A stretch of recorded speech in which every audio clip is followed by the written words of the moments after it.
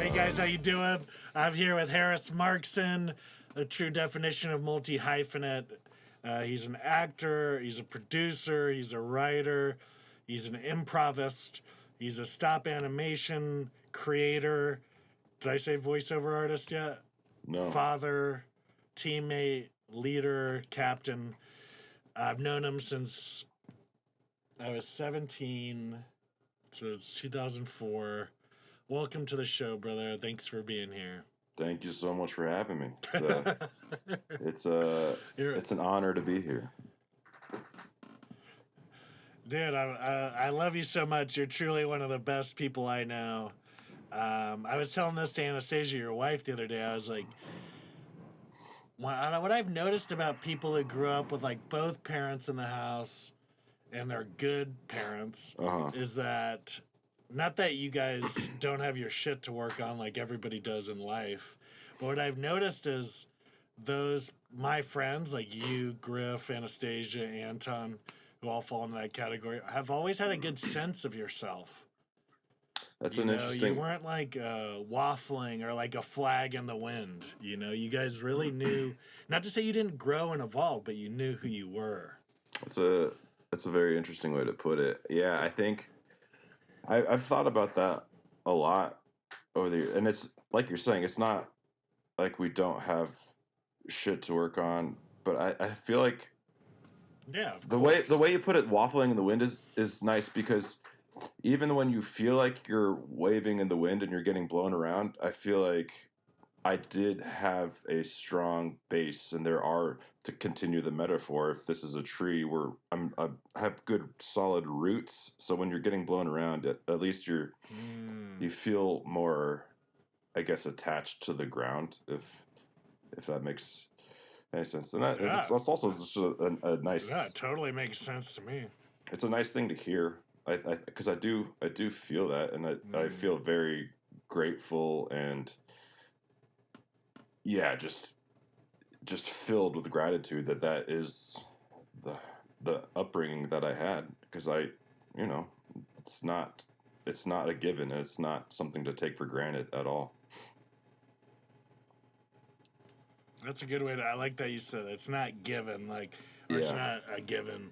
Because I've noticed something in our industry, it's like, and I've been a party of this for sure, but it's like, as an artist, you need to be ashamed of your privileges, or ashamed of like the good things going on. Like, I had a good family, I better not talk about it. Or I happen to make some money, I better not talk about it. I think that's like, no, these are actually good examples people should hear. yeah, absolutely. I think that's a huge thing that it keep coming back to, because there's the idea of the starving artist, and you have to struggle for your art, and you do have to make sacrifices, and it is a struggle to be an artist. That's just it's very, very hard, but you don't have to have come from a horrible background to be an artist, and not to. I don't know. We actually had, you and I had an acting teacher years ago, Tony Savant, who I remember saying on multiple times when someone would bring up some idea of being a starving, struggling artist, and he would be like, you cannot create art, you cannot be an actor if you do not have a roof over your head and a bed to sleep in, and your stomach is full, and you're hydrated, and you're eating, and you're in a good place. You can't do it. You're gonna burn yourself out. And I just remember hearing that, and it really struck a chord with me. Like, oh, I have this like romantic idea of what it is to be an artist, and it's just not helpful at all. You can't do what you want to do if you're worried about making rent, which we're all worried about making rent. You can't bring your full self to a project if you're hungry, like you have to, if you're not well slept or you're not well rested. and it's not to say also, especially like when it's like, no, especially when you like consecutive, right? Like Right. if you're living your life and you're constantly exhausted, you're constantly undernourished. right. Like some people get their break in that spot, but to continue the romanticism of Yeah, of the course. fucked up artist. Right. And Yeah. like we have friends who slept in their cars, and we have I've slept on people's couches. You've slept on people's couches. Like Yep. it's Same. not to say that that's not a part of the journey, but I think the point I'm trying to make is that's not what you should be striving for. Like you shouldn't be striving to be a starving, struggling artist. You should be striving to be a well-fed, well-rested artist so that your art can be that much better. Yeah. Yeah, and also it's like a good example. Like you're also setting a good example, right?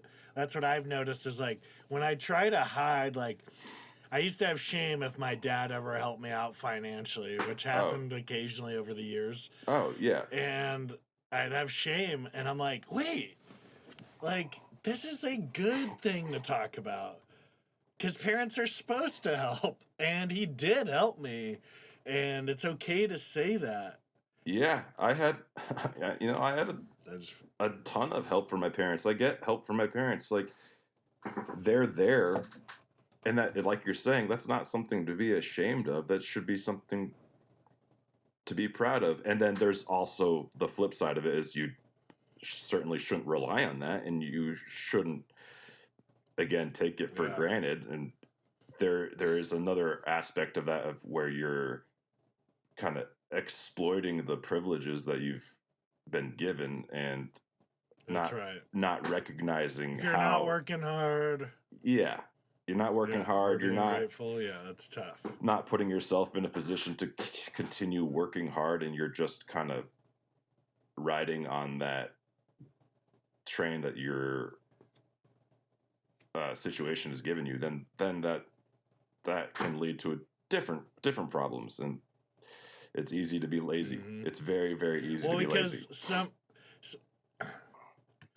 And I think statistically it's been proven that filmmaking is the most like instantly lucrative, or one of, now that crypto's around, or had been, but like you couldn't get rich quicker without an education than in entertainment. So if all of a sudden you're getting helped and you're like, that's all you were actually after was to be safe, not to be an artist, but you saw the artist's path was potentially the quickest way to safety. Well, that's why you take your foot off the gas, because you're like, well, I already got the thing I wanted. I don't need to be an artist, really. But, like, clearly, we fucking love it. So help or no help, we're doing it. Yeah, well, that help is nice. The help is very nice. And, I mean, I can tell you firsthand now, my son is going to be 2 in May, and I'll fucking run through a wall for him. I'll do anything I can to help him. And I obviously I understood that intellectually, that my parents wanted to help, but now being on the other side of it, it's like, oh, all they want to do is help. That all they want to do is help you and put you in the best possible position. Again, I'm speaking from personal, and I know that not everyone is in that same situation with their parents, but if you are lucky enough, it's okay to let your parents help you. Sure. It's not a sign of weakness. It's not taking away from your struggle as an artist. It's just, yeah. You still have to show up and deliver. Yes. You still have to be good. You still have to be good. You still have to be sharp. It doesn't guarantee you anything except room, shelter. Yeah. You still have to be sharp. 100%. You still have to be in your practice. Go ahead. Fuck yeah. You're from Denver. Mm-hmm. So why don't you tell me a little bit about that experience growing up? Like, what's your relationship to the city? How'd you find your art as you grew up too? Like, when did it occur to you that, hey, I might try and do this for a living? So, yeah, I grew up in Denver, Colorado. I was born, I like to say, at the foot of the Rocky Mountains. Mile High City, baby. I absolutely love Denver. I love Colorado. I miss it. I miss it constantly. I still have a lot of family there. My parents are there. My brother, his wife and kids are there. My cousins are there. I have a lot of connection still to Colorado. I love Colorado. I love hiking, being outdoors. Go Nuggets, baby. We're going to go to the finals. Yeah. My connection to art, that's a really good question. So I honestly, I think it started just in our backyard, in our basement. My brother and I and our friends would come over and we would like spend our play dates putting together plays and rehearsing plays and then force our parents to watch them at the end of the day.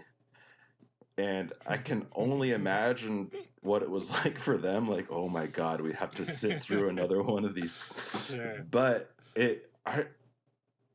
I don't know really what sparked that other than my mom is really into storytelling and art and creating and really instilled that in my brother and I from a very young age. And we just loved playing make believe with our friends, but then like putting that together into something that we could show later on. And then I did a lot of, I think my parents recognized that and put me in a lot of like community theater plays during the summer.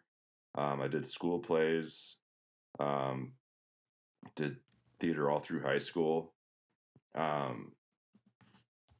And then I remember there was. Didn't you shave your head? Oh yeah. Didn't you shave your head once? And for a high school production of Androcles and the Lion, I was some type of. My character's name was Ferrovius. I remember that. I was like a warrior who had been thrown to the lions, and I was leading a rebellion. And Ferrovius. I love it. And like up to this. So this is my senior year of high school. Up to this point, I've been very quiet, very shy, not really outgoing at all. You know, I had friends. I wasn't like a shut-in or anything, but not very loud. I'll say that. So I'd played sports, and that was really how I kind of got my aggression out and all of that as a high school teenage boy. And I had done a couple of theater productions through my high school over the years and had small parts and hadn't really gotten anything substantial. And it was my senior year and we were doing this fall show. And I don't know, it's one of those things where I don't know where the spark came, but I was like, I'm gonna audition for this fucking crazy ass warrior guy who's yelling and leading a rebellion and just not my demeanor at all. I auditioned for it and I don't know, the director Melody Duggan was just, she saw something and she saw something in me and she gave me the part, and it was a turning point for me because someone had seen something in me that I didn't necessarily see in myself, and I didn't know what I was capable of, but she kind of gave me that push. And we're rehearsing. We spend a couple of weeks rehearsing, and it's going well. And the opening night of the show, So we have school. We're like selling tickets for the like week or so beforehand, selling tickets, trying to get people to come to see our show. It's opening night. I finished the school day, and instead of going home in between rehearsal and the opening night, I went to a barber. I told him, without telling anyone, without telling the director, I didn't tell anyone that I was doing this. I went to a barber. I was like, I need you to bick my head. I want to be bald, Q-top, like the Mr. Clean. God, your head must have been so white. Oh my God, yeah. How shaggy was your hair at this time? Because you're known for some legendary hair. Yeah, it was pretty long. It was pretty long. And the guy was like, "Are you sure? Are you sure?" And I was like, "Yes. Shave it all off. I want it gone." And I love it. I stopped by my house on the way to the school to like pick up my costume and stuff. And my mom and my brother were home, and I walk in, and they just start screaming. I'm like, what? Just terrified them. Like, who is this bald man walking into our house? And went to do the show that night, and it was one of those things where it all came together, where you can talk about trying to find a character from the outside in or the inside out and all those technical ways to find a character. And this was an example of, like, obviously I had done the work up to that point in rehearsals and had a pretty good grasp of how I wanted to play the character, but then the physical act of shaving my head sparked something infinitely greater than I, like, again, thought I would be capable of, and it kind of transformed the performance. And it was just this thing where people, it's like you're a high schooler and you're in class the next day and people are coming up to you like, "Man, that was crazy. I had no idea." Like, oh, it's like, maybe this is something. As you start feeling so good, like no one has come up to me and told me anything before in high school. Like these people, girls, guys, like it wasn't necessarily about that. It was just people were coming up to me and complimenting me in a way that had never happened before. I was like, this is really... It was sort of landing the other half of that exchange. Yes. Like, you're like, oh, I feel good, and they're telling me it's good. And I'm getting validation. So it sort of like landed the whole piece. Exactly. I'm getting validation for it. And then later on, at the end of the year, we had like a very, very good theater department. And we had a couple shows throughout the year. So there's like an award show at the end of the year, which who knows if that was a good idea for high schoolers, but I was nominated for an award, and I was like, oh man, I got this. That was like, I remember all the compliments. I remember how good I felt. Like, I got this. And I lost. I lost to this sophomore kid who played the Tin Man in our production of The Wiz that spring.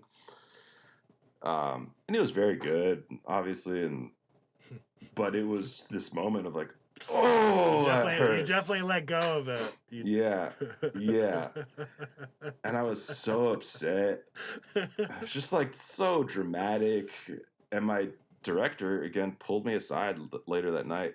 It's like, don't let this discourage you. This is not what it's about. It's not about getting the recognition at the end of the year. It's about that feeling you had, and use your voice. You have a voice. You have a very strong voice. And I remember that's another one of those moments where it's like, that was probably the singular greatest, at least in terms of my artistic path, that was the singular greatest moment in my, up to that point in my life. Because this person that I greatly respected and put on these amazing shows pulled me aside and told me, like, you're on to something here. Keep following it. Use your voice and just follow that path. There is something there. And it was one of those, like, I don't know, it was just a magical moment. And then, of course, I went to college for 4 years and didn't do any theater. And as you know, that's how we met. We met playing rugby in college, and that was a whole different experience. But after those 4 years, it was that thing that was just in the back of my head the whole time. Like, I love playing rugby, I love playing sports, but there's this other thing that I'm not doing that I keep thinking about. I keep wanting to explore that. And to kind of answer your question earlier, like, when did I think that this is something that I could make a living at? It was that never occurred to me until probably we graduated from college. Like, this is a fun thing. This is a thing you do in your basement or the backyard with your friends. Community theater. It was never crossed my mind that this is actually something you could make your living at. And looking back, that's such a funny thing. Like, you watch TV, you watch movies, all growing up. Like, where are these people coming from? They're making a living at this thing. It just doesn't seem real, you know? Fuck, it's like Planet Neptune, man. I totally understand that. Yeah. When did it get real? When did it get real for you? Like, because I think about my move to LA, and I remember being in college and being like, oh, like, I guess I have to do that. Yeah. Like, you know, like, I've been saying I'm going to do it. I want to do it. Uh-huh. But, okay, now what does that actually look like? You know, because it was sort of like no path. I went to Europe, and then we were obviously in communication, and we're like, let's try and land this October 2008. And we found that place in Burbank. But what was your experience like? Would you ever second get? Because I think sometimes my naivete is the reason I moved. I didn't know better. 100% to do it. 100%. I look back on those couple of months, and I don't know what the fuck we were thinking. It was such a wild move. And we didn't really, like, we were telling people, like, we're going to move to Los Angeles. We're going to go to Hollywood and be actors. Yeah. And looking back, I could picture people being like, what the fuck? Because at least our college buddies knew us as rugby players. Yeah. And like, what? Yeah. Sean and Harris People did tell me what the fuck. Yeah. Like, Sean and Harris are going to go to Los Angeles and be actors. Okay. Yeah. Good luck with that, guys. Yeah. I don't, naivete is a great way to put it, because I don't think I was thinking. I think it was just kind of following this weird, whimsical thing of, we're going to go to Los Angeles and be actors. Why not? At one point at college, I thought I was going to apply for law school and, go be a lawyer. And I remember this is another one of those moments. I was in a legal writing class. You might have even been in this class with me. And it was just like all about writing legal briefs. And at one point, the professor said, like, all right, the key to writing legal briefs is to take yourself out of the writing. Take your creativity out of the writing. You have to just strip it all down. I remember one of those kind of eureka moments. That is the exact opposite of what I want. I want to put as much Good for you. as much creativity in my writing. But it wasn't until that moment that I realized that, like, this is not for me. And God bless you if this is for you, but this is not for me. I need to do something else, and the creative gods, wherever they are, kept kind of like pulling me in that direction. And I think I spent quite a bit of time, at least in college, kind of ignoring that pull. And again, like, I don't regret college at all. I think we had a great experience playing 4 years of collegiate rugby, and I think that's an experience that you can bring to your creative life that not a lot of people can. So I it's that old thing of everything works out, everything happens for a reason, and it was just that moment towards the end of college where I kind of realized, like, I miss being creative, I miss acting, I miss all of that, and I want to go do that. And again, I don't know how we ended up in LA, but something pushed us in that direction. I know, it's wild. It was as if we were just like kicked out of a plane and landed in LA. Like, yeah, we're here. Yeah. Like fucking bewildering, you know. In 2008, the internet wasn't what it was. Like, no. I think West Side Rentals wasn't even a thing. No, I remember. It was just pretty amazing, man. Do you remember? It was our first couple months in LA, and we had signed up for, central casting to be extras and a bunch of crap. And it was before Google Maps. It was before GPS. Like, I didn't have a GPS in my car, so you had to like have one of those Thomas guides or print out the directions beforehand. Yeah. And I got so lost driving through downtown LA trying to find this set to go be on like Samantha Who or something. And I remember, I think I called you and I was like, you need to log on to MapQuest and tell me where I am, because I have no idea where I am. And I ended up missing the day. I'm missing the call time. And in my head, I start spiraling. Oh my God, I'm going to be blacklisted from Hollywood because I missed this extra job. I'm never going to work in this town. Like, and obviously, like, who cares? But it was the end of the world. I know, but that's what you think. Yeah. Yeah. And you also, I mean, to your credit, you also care about being on time and being a professional. So, I'm sure that was weighing on you as well. Of course. Yeah. Right on. So we're in LA now. We are in LA. Our first school we went to was West Barron Hill on Magnolia, if you remember. And then I remember. I think it's still there. Because Lyle, the building's still there. I think it's changed or it's improved. But Lyle, the owner, God bless him. I'm sure he's with God now. But he fucking would fall asleep during scenes. Like the teacher would fall asleep. I was just thinking about that. We would look over and there would be a scene going on. And he would just be head nodding back and forth, just eyes closed, snoring. Like, what is happening right now? Yeah. Oh, my God. Yeah, that was our... I remember I won... You go ahead.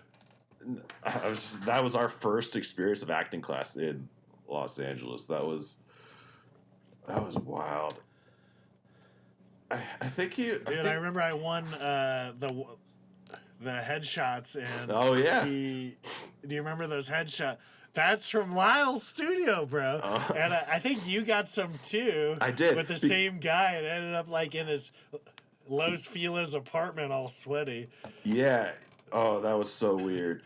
He would like make you look away from the camera, and then would shout at you to look at the camera. And with you just ended up looking so surprised. What did you win the headshots for? What was your competition? Do you remember? I forget, but wasn't yours best sneeze? Yes, it was. It was best sneeze. Because he was like, and it was a great sneeze. It was. Sorry if I just blew out your mic. It was his justification was like, you need to be able to sneeze on camera for a commercial. You got to be able to sneeze. You got to make it look real. You're going to be selling cough medicine. You got to make it look real. And in my head, I'm like, oh yeah, 100%. This is great acting. It's great acting. I've Wow. never seen a sneeze in a movie, or it's like the most useless piece. But we But found Playhouse West from there. yes, we did. I think it was like. And what was you? No, go You ahead. go ahead, brother. I think we're on a little bit of a delay if you can't tell. So I'm not sure why. It usually never is delayed, but I just want to know your overall experience of Playhouse. Like, what's your in a nutshell about Playhouse? I absolutely loved Playhouse West, and I credit a lot of where we are and our journey here in Los Angeles to my time at Playhouse West. Some of the best teachers I've ever had: Holly Gagne, Tony Savant, I mentioned earlier. Jim Neeb introduced us to improv, and that is another one of those moments where the whole the world opened up. When I grew up watching Whose Line Is It Anyway, and we'd play improv games and acting classes here and there.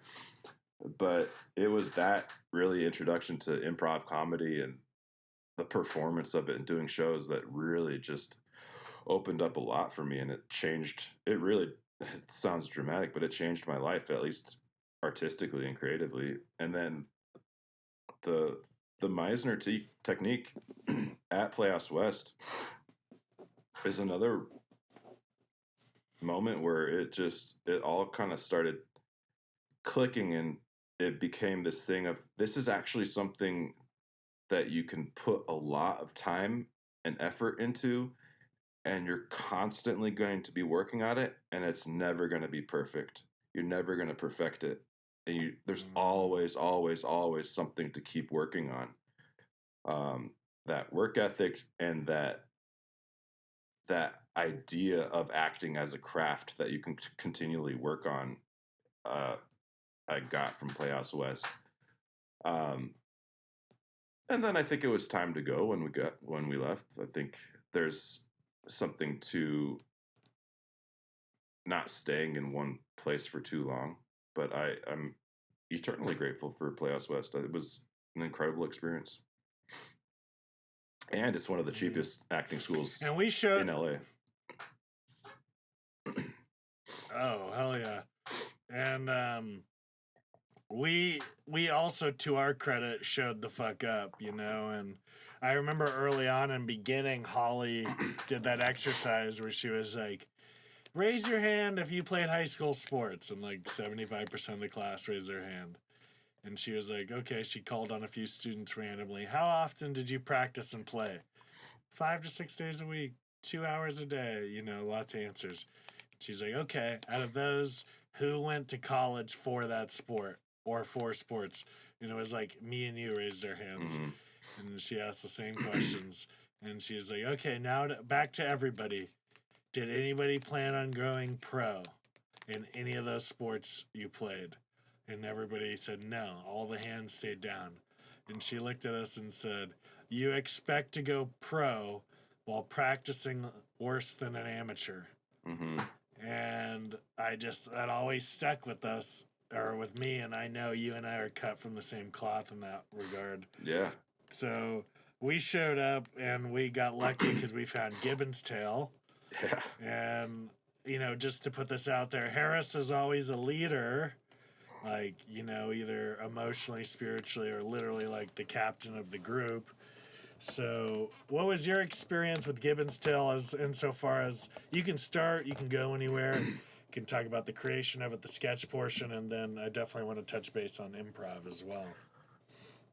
Well, improv is just, it was the best thing that we had going I think we had that show going for 7 years.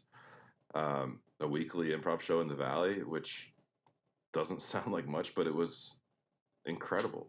We would have standing room only shows some nights, and that was a magical experience. But so Gibbon's Tale, it initially started. Have you talked to Gabe? Yeah.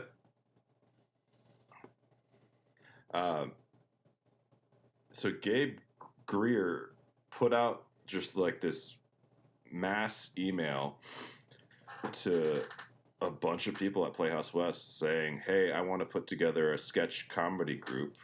If you're interested, here are some meeting times where we can all get together and bounce some ideas off of each other.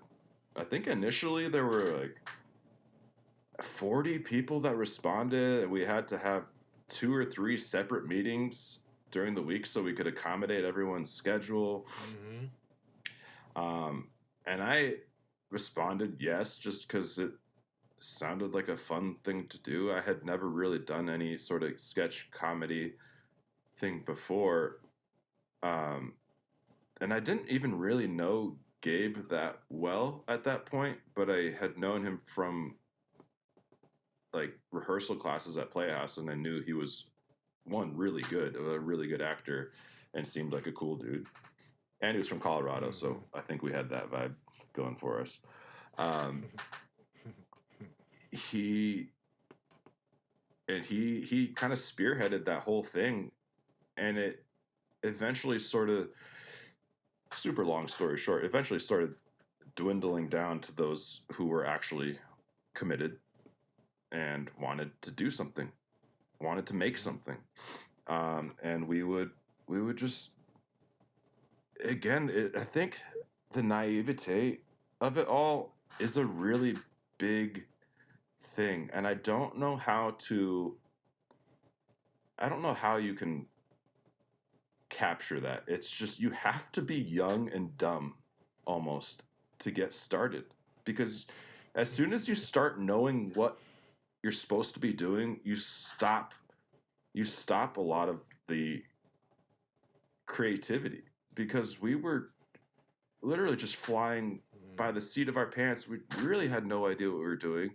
We had people learning how to use the camera. We had people learning how to use Final Cut to edit our shorts. We had people learning how to write. None of us were writers, and to have something to shoot, we needed something to shoot. So someone would need to write a script. So we all kind of taught ourselves how to write comedy, write scripts. We taught ourselves how to shoot, how to be cinematographers, how to act on camera. Because to all of Playhouse West's credit, it's not an on-camera acting school. It's completely, almost 2 different animals. So we had to teach ourselves that. We had to learn how to direct. It was like we put ourselves through a film school taught by people who didn't know what they were doing. And I think it ended up being pretty a great, incredible experience, because we learned so much. It was trial by fire, and a lot of those sketches I never want to see again. They are, I don't think they're great. I don't think a lot of them were great, but you have to, there's so many of these like cliche sayings, and I don't even know where I first heard it, but it's like that idea of just throwing shit at the wall, see what sticks. You have to make bad stuff to get to the good stuff. And I think a lot of people stop in fear of making the bad stuff. It's a constant fear. You're constantly afraid of making something bad. Even though we've now been out here 15 years, you're constantly afraid of, this is going to suck. This is going to be shitty. I'm going to feel bad about this. And I think that's a big, big thing. And then, at least at the beginning, the naivete is not knowing when you're making something bad, so you can just kind of power through it. And now with experience, it's like, all right, well, this is not good, but you have to keep pushing through to get to the good, to make it good, to have something to mold into something good. So yeah, Gibbons Tale was an incredible experience. And then from that sketch comedy group, there was a kind of core group of us that had met doing the improv classes at Playhouse. And we were doing shows that Jim Neeb would put on at Playhouse. And we kind of formed our own group out of that and started performing as Gibbon's Tale, doing improv. Eventually started hosting our own show at Playhouse on Tuesday nights in the Valley, 10 p.m. if I'm not mistaken. And we would bring in guest teams from all across LA. And I think, and you can speak to this too, I think one of the consistent things we heard, which was the best compliment I ever got with those shows, was from the other teams saying, this is the best improv show we've done in LA. And it was, I think it was because there's a lot of reasons, and it's not like to toot our own horn, but because Playhouse West is not a comedy school, a lot of the audiences were these very dramatic Meisner actors who were just like, whoa, just kind of blown away by improv comedy. And it grew from there, and then the audiences would grow and grow and grow. And anyone who has done improv in Los Angeles can tell you it is not common to get any sort of audience beyond the other team that's performing that night. You're essentially switching off being the audience for each other at most improv shows, and it can become very, very discouraging. So the fact that there were crowds at this free improv show in North Hollywood at 10 o'clock on a Tuesday night for 7 years straight was... I remember even in the moment thinking, like, this is pretty fucking cool. And, man, that was... That, and that, on top of all of that, on a weekly basis, we could just get up there with no stakes and just experiment and play and create. And we had such a shorthand with each other that it became such a cool thing where we were... I don't know, it's almost like a band that's been playing together forever, and you can just riff. We could just riff in any direction, and we'd have each other's backs and just go, and it was awesome. It really is. I miss it. Yeah. And I've performed a few times recently at jams, and I could still throw a yes and around. And I'm wondering how to... I know there's a second coming of it for us. I don't know what it looks like or what form it's in yet. But I know I'm going to play again consistently. I just don't know how that looks. So I'll put that out there. But yeah, it was... improv's like the secret weapon. Yes. Of your training. Like, it makes you so directable.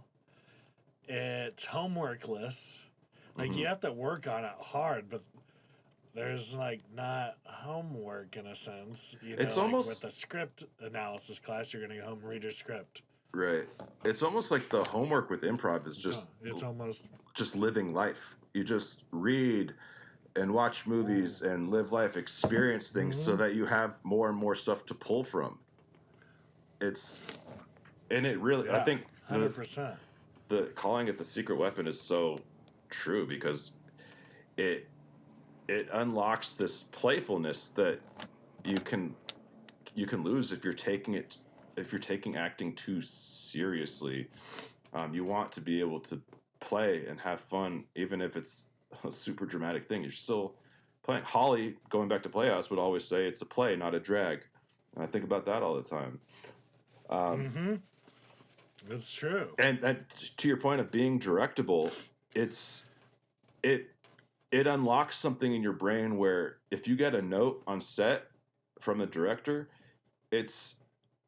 you can think of it as, oh, let's try it this way, rather than, oh, you did something wrong and I want you to do it right. It's, oh, this was a fun way to do it. Let's try this direction. And it makes you so much more open to trying different things on set, because you can take your ego out of, oh, my choice was wrong and now I have to just like go stew on that. Like, oh, that was one way to do it, and here's a million other ways to do it, and let's just try. 100%. And like even like short form games like New Choice, like where you're literally being forced to come up with a brand new choice on the spot. Like that is note taking as an actor. Like you're practicing the. Oh, I was fully committed to this choice. Now I got to make this one on the fucking spot and be good at it. It's excellent for that as well. I've noticed. Really listening, because like that's what I really notice nowadays. I go down to West Side Comedy and I watch my girlfriend, and this has probably always been the case, but most people just aren't listening. They're waiting to get their joke out. Yeah.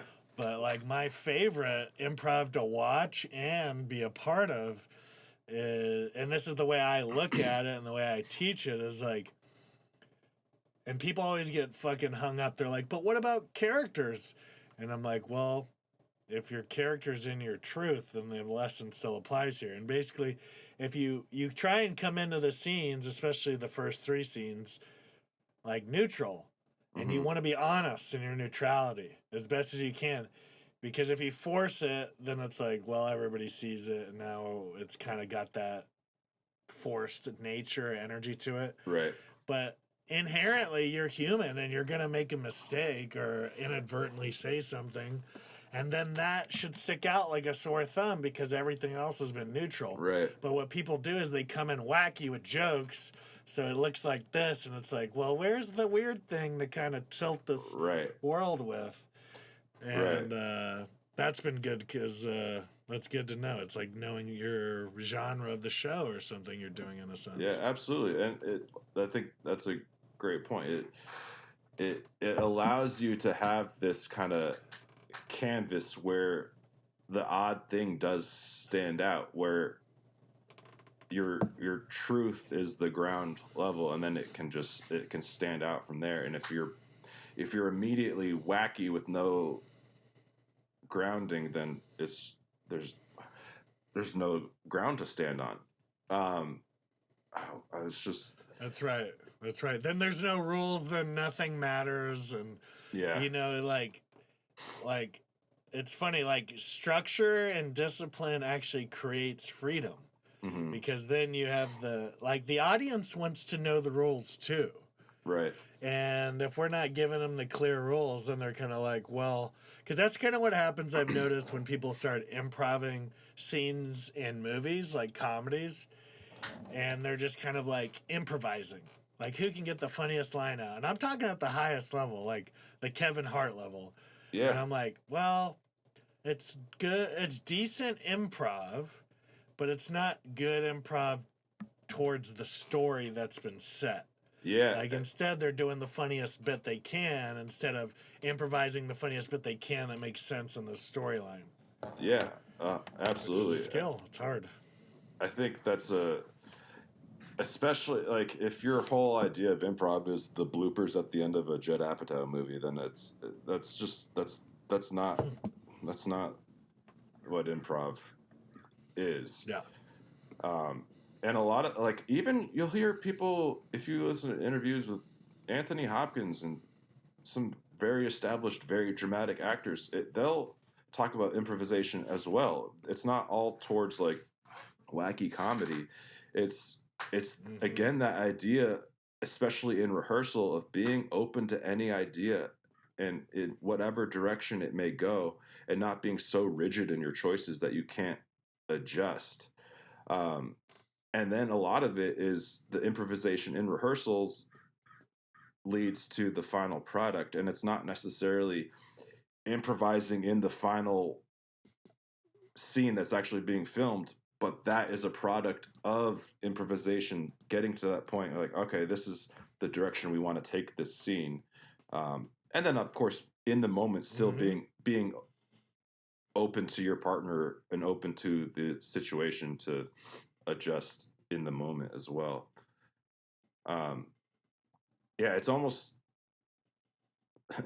like the idea of improv comedy ruins improv, because if you're trying to be funny, then it just leads you down a path where everyone can feel you trying to be funny, and no one likes the feeling of watching someone trying and failing to be funny. It's very uncomfortable. Well, what I realized is, and you're absolutely right, to my experience at least, is that I was really able to parallel emotion with sales, because I've done sales jobs as side jobs in my life, and I started seeing, like, when you're trying to be funny or trying to be mad or emotional, it's the same thing. They say in sales, I've heard a high-level sales guy tell me this: never tell your client or your buyer how to feel about your product.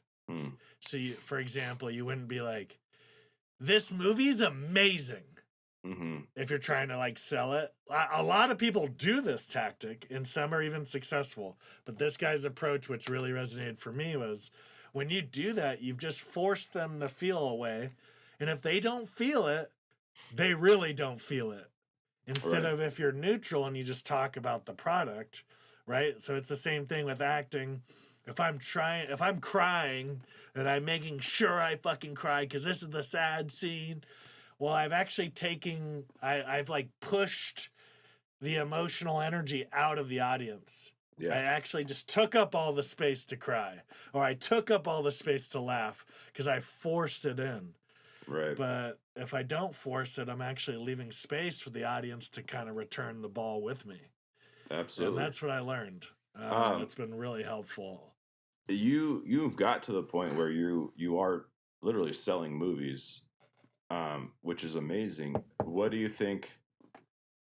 What kind of conversations have you had with yourself on how to approach selling a movie or selling an idea? Without trying to force any emotion, what is your approach to that? You know, in the scope of the world, I've raised $1 million total in my career over a few projects, and over the scope of like movie making, that's not a ton of money, but it is some money, and I have been successful. So to that degree, and I just was thinking about this recently, so that's why I wanted to bring that up before, because I've been trying to figure it out, because I'm about to do it again, right? Like, all right, I'm going out for another round of money. And what I've found to be the most, like, peace-bringing, but also successful, and I've heard this corroborated, like that thing we talked about earlier. I feel it, and also someone out there resonated with it, so it landed the whole piece. Yeah. Is that I just talk about it with love and potential. So that means, hey, what are you up to these days, right? Someone asking me, I'm like, yo, I have this movie, raising some money, and I'm talking about it like, oh, and this, and so I'm in love with it. And so if they love it, they might get involved. And so every time I've raised money, and it's been in a totally different way, but I've noticed it's always from a place of love, passion, and commitment. You know, not that everything happens in a day. Stocking Fields took 3 years, and that wasn't an every day on my mind always thing. In fact, at points I let it go. Which is also probably healthy. That's what I noticed is, 100%. But there's something. No, it's a good question, and that there's something to that kind of going back to what we've been talking about, just speaking to a younger generation of actors coming in. You can apply that same thing to your headshots or your little short film scripts or sketch comedy scripts. Like, if you don't love it, why is anyone else gonna love it? If I don't love my script and I'm asking you to read it and I'm saying, hey, can you like what does that giving the other person. Mm-hmm. That's immediately putting them like, well, the one person who should believe in this doesn't, so why should I? And that's not to say you should be conceited or anything like that, but you need to find the healthy balance of self-love and loving your work. Absolutely, man. Like one time, early days with my therapist, I remember we were talking about this exact thing, and she goes, "Okay, let's do a little role playing." She goes, "Pay me a compliment," and I had already. This wasn't like nefarious. Like she's like, "Give me a compliment." I had already told her, like, "Dude, you're saving my life." You know. She's like, "Tell me that again." Like, tell me that. So I go, "Suzanne, like, you're truly the best therapist I've ever had. Like, you're saving my life." And she was like, "Huh, thanks." Right? That energy of humble. And then she goes, "Tell me again." And I go, "Okay, Suzanne, da da da." And she goes, "Thank you. I work really hard at it, and I love that I get to help you. Thank you for saying that." And she's like, "It's not a huge difference necessarily, but she's like, if everything's equal, they're always going to go with the person who had that energy versus this energy over here." And I just love that because it's just it's fucking true. Yeah, it's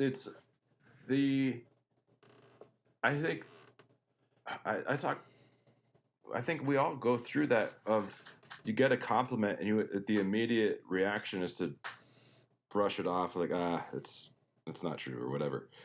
But that if you think about it from the perspective of the person giving you the compliment, if I'm like, that was such an awesome show, That's right. and the person is dismissive of that, they're like, no, it immediately makes that person be like, well, am I wrong? Or like, okay, I guess, like, fuck me. But if you can just take that compliment in, like, that was such a good show, thank you, that makes that person feel validated. Like, that's right. I did see something, and it is corroborated. Again, it's this idea of seeing something, feeling something, and then having an external force like back that up. Yeah, psychologically they say that is how you land things. Like I heard in relationships with your partner, if you're like, "Hey partner," a bad pitch on how I'm about to say this, but you'll get the point. "Hey partner, I really like it when you do behavior X because you've been doing behavior Y for years, and actually it doesn't sit right with me. So partner does behavior X, and usually this is what happens." The original partner will be like, "Finally, see? Like, this is better, right?" Well, that actually just hit them. And the way you're supposed to land it is stop, acknowledge the change, and go, "Dude, thank you for doing behavior X. Oh my God, that helped me so much. Like, I feel it. Thank you."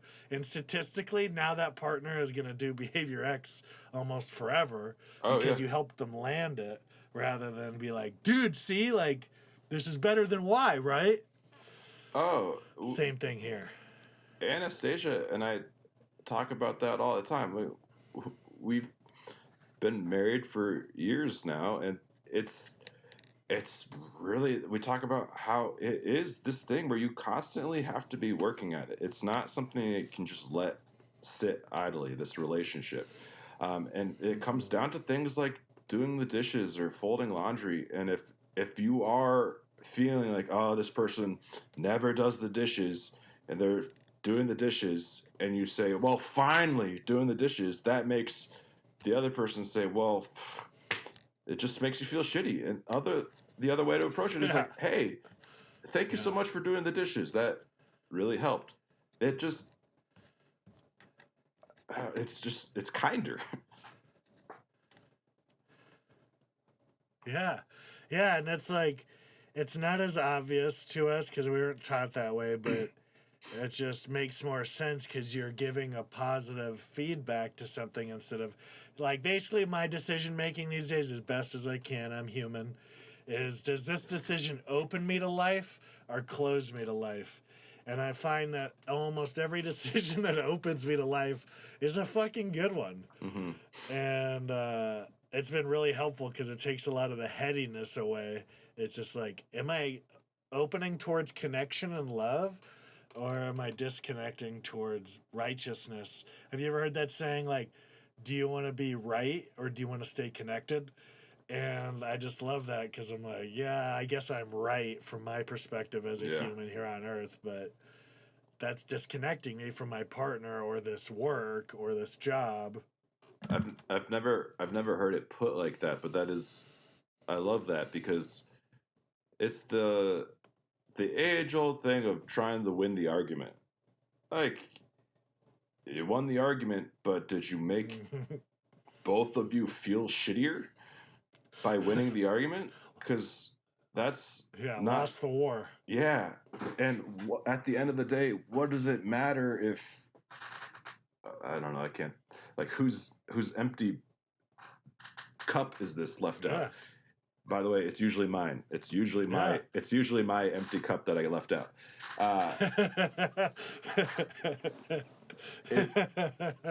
It's the recognition, especially in a relationship, that you are teammates. You're on the same side. Anastasia talks about this all the time. We are on the same team. We're not combating each other. We're not fighting each other. We're not going against each other. We're trying. Our goal is the same. So even when we get into arguments or we we have some sort of disagreement, it never has to feel hostile. It's always, how can we fix this, or how can we support each other to get to where we both want to be as a couple, as a family. So that really opened my eyes because I'd never heard it described like that. And Anastasia was a big proponent of that. Is still all the time talks about, we are on the same team. Our goals are the same. And any sort of disagreement we have, it never has to feel like we're against each other. It's just, there's been a misunderstanding. Usually it's one person heard something one way and it was not intended that way, or there's some sort of resentment building up that hasn't been discussed that needs to be discussed. And as long as you can be honest with each other, just be honest, you're going towards the same thing. You're on the same team.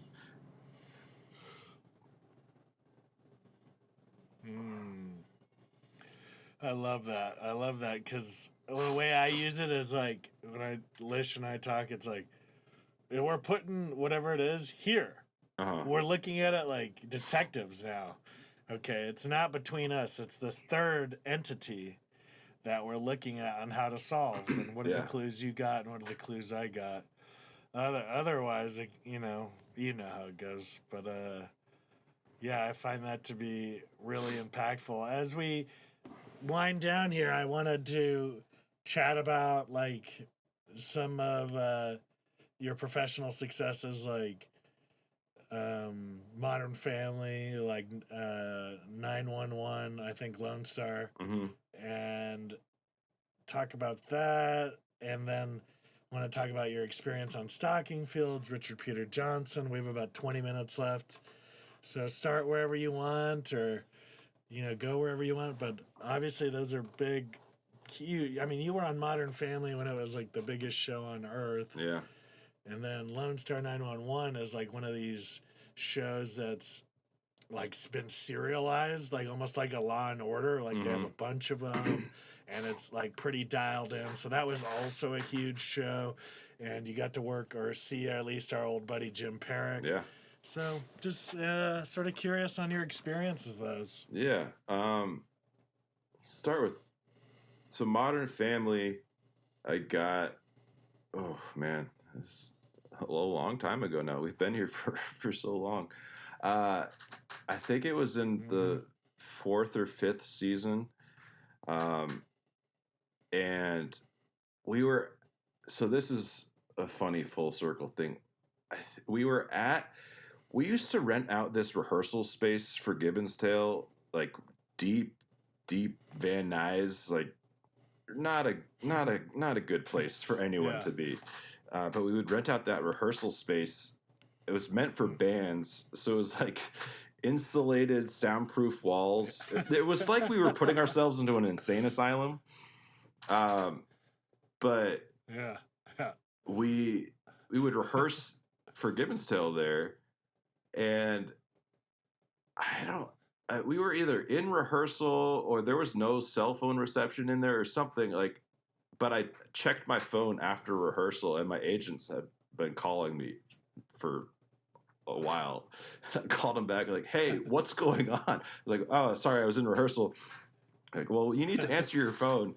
You just booked Modern Family, and I just, it was up to that point, and still one of the biggest things I've ever booked, and I just was screaming joy on the freeway on the way home.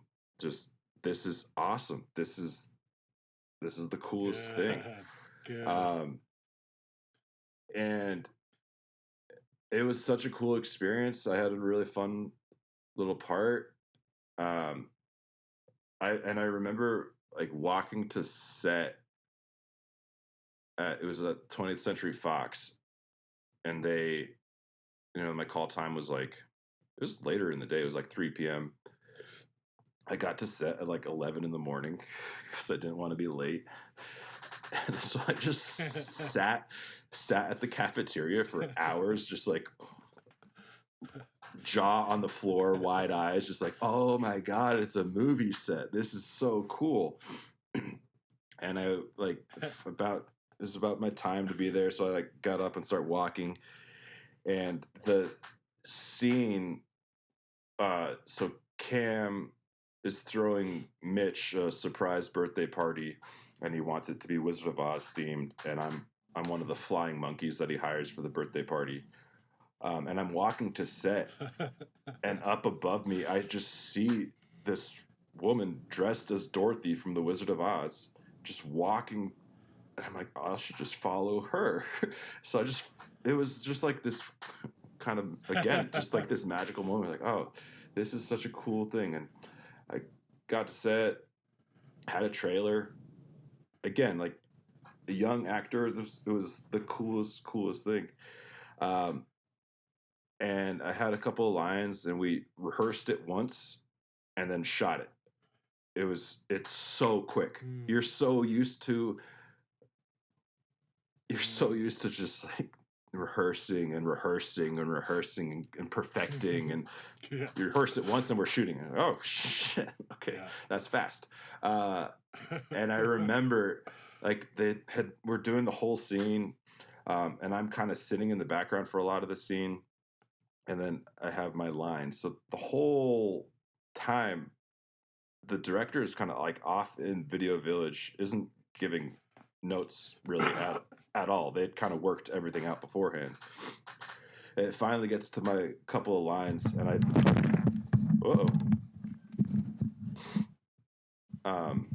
all good. Finally gets to my lines, and I'm just so pumped. I'm so excited, so nervous. Just all of these emotions just like bursting out of me. And I like, probably looking back, I like screamed my lines. And director shouts cut. At this point, she had not stepped onto set. She's staying in Video Village. She walks over around the set very calmly. This is Gail Mancuso, right? Gail Mancuso, yes. Like famous, worked on Friends, famous Huge sitcom directors. Yeah. Hadn't given anyone a note all day. Very calmly, very sweetly walks up to me and just goes, a little less. And then very calmly walks back. Dude, you're very funny in this episode. It was a lot of fun. I heard later that uh, Jesse Tyler Ferguson used that episode to submit to the Emmys. So that was cool. Wow. Wow. And then for 911 Lone Star, that was again just like that was post-pandemic, so all of auditions had moved to self-tapes. So I've got our set up in the living room of our apartment, got the backdrop up, we've got Rowan, our 6-month-old baby at the time, sleeping in the other room. Anastasia's helping me, and it all kind of comes full circle. We record a couple of takes, and it's fine. It's okay. To her credit, she's a great director. She gave me a couple of adjustments, kind of really brought it to life, and we're cracking up doing the scene. To give you some context, it was basically there's been a fire at this marijuana grow house. I'm one of the cops that shows up and inhales all the smoke, so I'm super baked by the time the firefighters get there. So it was a really funny scene, and like this is great. I'm gonna hit this out of the park, and it just wasn't working, and we worked on it for a while, and it finally clicked. Sent it in, got it, and another one of those really cool moments. Just like incredible. That's a whole. Speaking of levels, that production is a whole nother level. I don't know how much money they spend on that show, but it's apparent that it's a lot. There's just full fire crews. They've got a fire blazing all day long. They've got water coming in. It's just they have this whole setup downtown LA, and it was such a cool experience in that just seeing how much can go behind the scenes on one of these, just like, a network show. It's not like a big budget movie, but it's a network show with Rob Lowe, so there's a ton behind it, and it was cool seeing that. And like you said, our buddy Jim Perrick from Playhouse West Days is a lead on the show, and I remember thinking like, he's not gonna remember me. Like, why would? That was years ago. I was one of a couple of guys that he kind of knew, and again, this is towards it's pandemic where everyone's still wearing masks and everything. So I show up, I've got my mask on, and we do the read through. And he kind of glances at me and doesn't say anything. All right, yeah, he doesn't remember me. Fine. And later on, we're like getting ready to do the scene, so I take my mask off, and he looks at me. He's like, "Oh, Harris!" And it's like gives me a big hug. Just didn't recognize me. So we talked. So that was a cool thing in that you kind of start.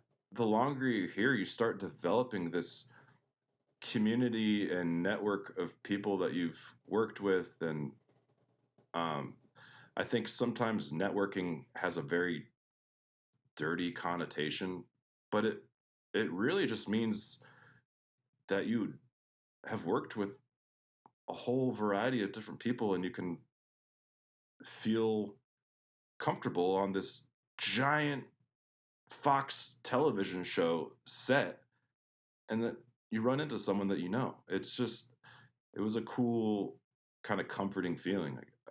Even in the thick of this huge Hollywood production, I feel community.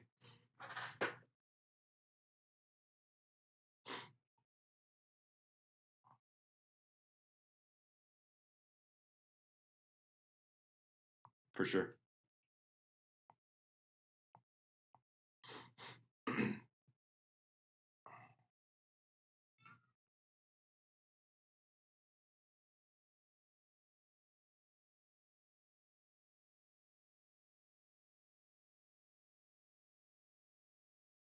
For sure.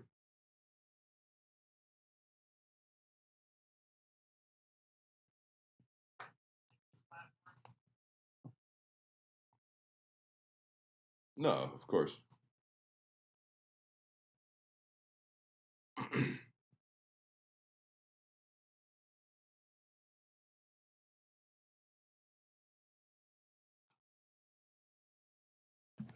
there you are. All right, let's see. It says we're recording now. Great. So strange. I see there. Yeah. Great. You have me. I also don't know why it's got this bit of delay. You're the first person that's ever been delayed. But all good. We're figuring it out. And we'll probably have to wrap it up now. And this has been fucking awesome to have you on, man. It's been awesome. It's been a true pleasure. It's been really cool. I've really, really enjoyed this, and kudos to you for getting this going, man. This is cool. I think it's a good tool for a whole generation of actors that, you know, want to hear how the more blue collar side of things go. It's not the A-listers are a big part of this industry, but there's a whole industry of people making this thing go that aren't the big celebrities.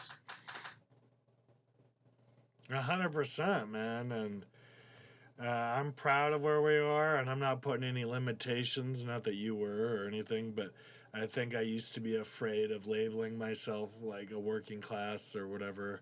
Like, just labeling myself, because then I'm like, not... And then I was like, I don't even want this mega fame. Like, it's fucking brutal looking. So, thank you. I want to do this again with you.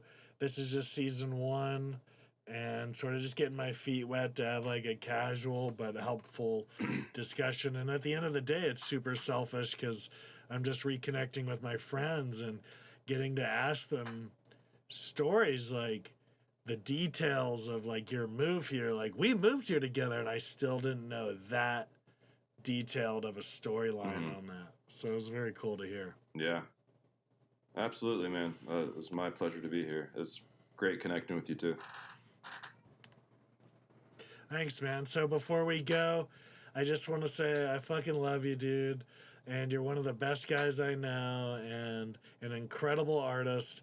And we didn't even get to touch on your incredible voiceover career so far and work and your stop animation, like Pondering the Puzzle. And I mean that, like, I love just your expression. You're not afraid to do things. You're trying stuff out. You follow what you love. And I've got nothing but love and respect for you, brother. So thank you for doing it. Thank you, man.